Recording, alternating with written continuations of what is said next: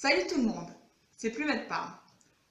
Aujourd'hui, je vais vous parler d'une question qui interroge beaucoup. Donc, à votre avis, entre bibliothèque, librairie et médiathèque, quelle est la différence? Pour commencer à répondre à cette question, j'ai fait des recherches sur l'encyclopédie Larousse en ligne. Alors, cette encyclopédie, j'aime bien l'utiliser parce qu'elle est pratique pour trois raisons. Les définitions, elles sont bien claires et elles sont bien fournies et elles sont pratiques à utiliser. Selon l'encyclopédie Larousse, le terme bibliothèque peut être défini de 4 manières. Première définition, collection de livres, de périodiques et de tout autre document graphique et audiovisuel classé dans un certain ordre. Seconde définition, local ou édifice destiné à recevoir une collection de livres ou de documents qui peuvent être empruntés ou consultés sur place. Troisième définition, meuble à rayonnage dans lequel sont rangés des livres. Quatrième définition, collection de livres publiés par un éditeur et relatifs à un même domaine ou destinés à un public déterminé. En bref, le terme bibliothèque désigne une collection de livres ou les installations qui l'abritent. C'est quelque chose de très ancien puisque les bibliothèques existent déjà durant l'Antiquité. Par exemple, celle d'Alexandrie.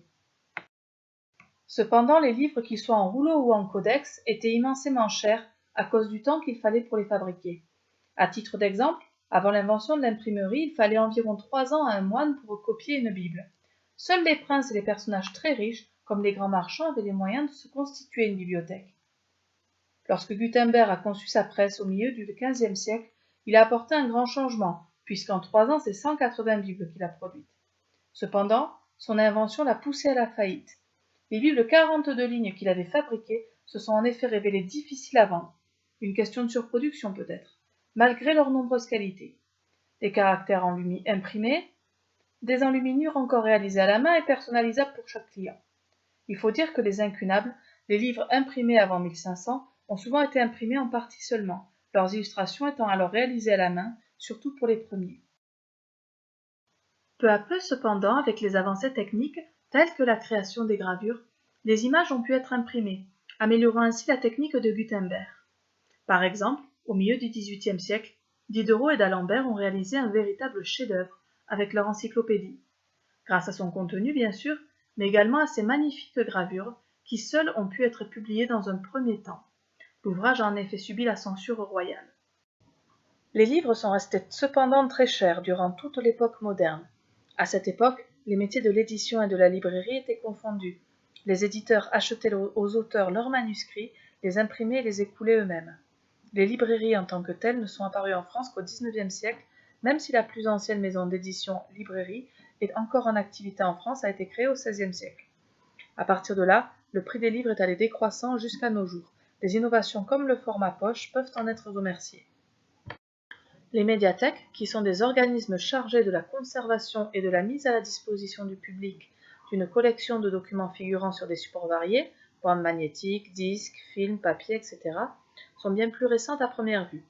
Pourtant, on pourrait presque leur trouver des ancêtres dans les salons des XVIIe et XVIIIe siècles, par exemple.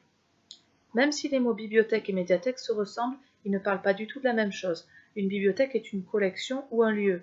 Une médiathèque, par contre, est un organisme, c'est-à-dire qu'elle regroupe des personnes chargées de conserver et de mettre à disposition du public différentes ressources liées à la culture et aux loisirs.